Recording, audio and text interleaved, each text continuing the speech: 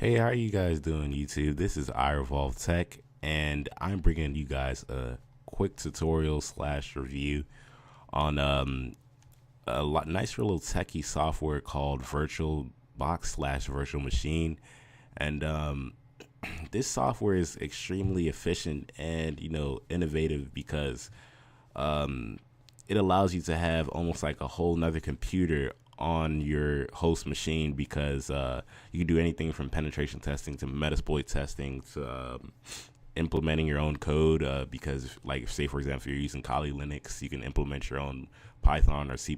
Well, I'm not exactly sure about C++ code, but it acts like another machine, and you can have as many virtual machines on VirtualBox as you want, depending on how beefy and strong your computer is, such as if you have Xenon processors, so and so forth. But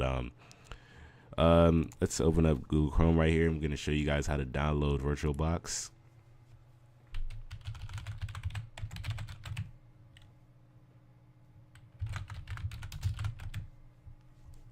So if you go to virtualbox.org, you'll go to the Oracle VM VirtualBox. You go to the download section, and depending on which type of operating system you have, if you have Mac, you download the OS 10 host download, and if you have Linux, I don't know if whoever has Linux, if you're into that whole command line type stuff, you download the Linux host download. But if you're like me, you have Windows, you download this download right here, and it's gonna download. You let it download. I already have it downloaded, so I'm just gonna click cancel.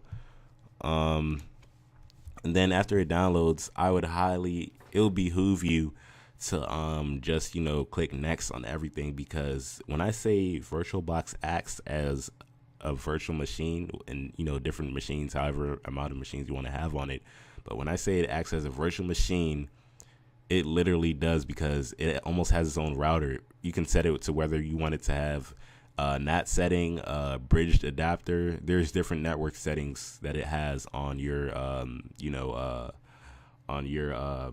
router and pretty much your home network. So depending on how beefy your computer is, you can have as many virtual machines on it as you want. So when you're going through the setup wizard, I highly advise you not to disable anything. Just click next, because it's going to ask you which plugins you want to disable.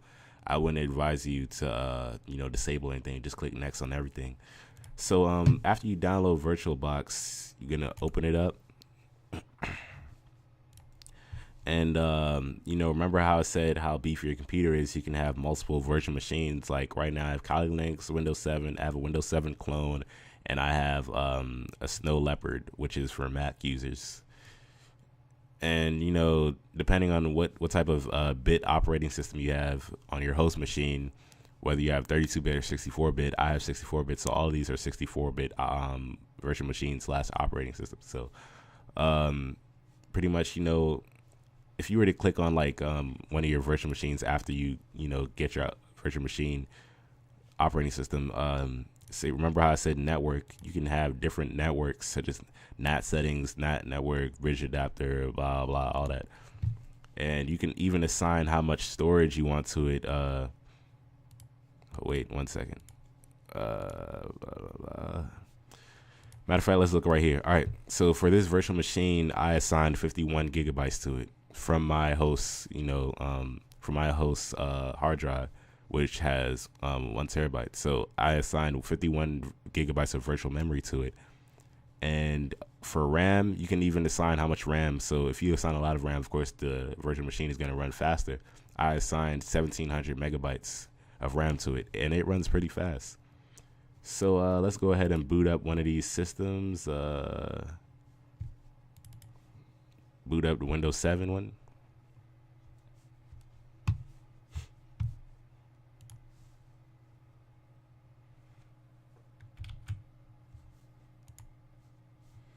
And keep in mind, VirtualBox, when you get VirtualBox, it's not going to be full screen, HD like this. It's going to be, regular quality depending on whatever type of, monitor you have, but it's not going to be full screen like this, because you have to actually go in and mess around with the coding of the actual display and change some coding up, and then you're going to have to go to the VirtualBox website and go, you're going to have to mess around with some coding to like actually, reverse engineer the display settings for your VirtualBox. But let's go ahead and log in.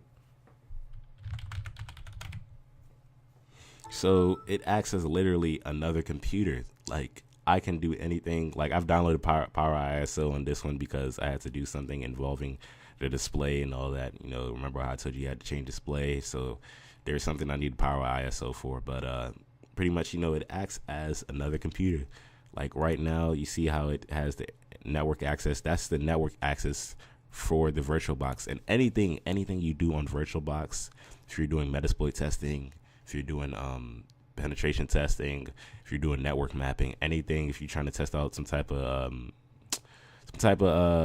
script or whatever, vulnerability testing, anything you do in VirtualBox stays in VirtualBox. That's why they call it VirtualBox. It does not affect your your host machine. You can use Internet Explorer. You download programs, anything you want to do. So, yeah, it's pretty cool. If you want to download, if you want to get a Mac virtual machine, Linux virtual machine, Windows virtual machine, anything you want, depending on how beefy your computer is, the larger and more powerful your virtual machine will be. So if you guys have any questions, just comment, send me an email. This is iRevolve Tech. See you guys later.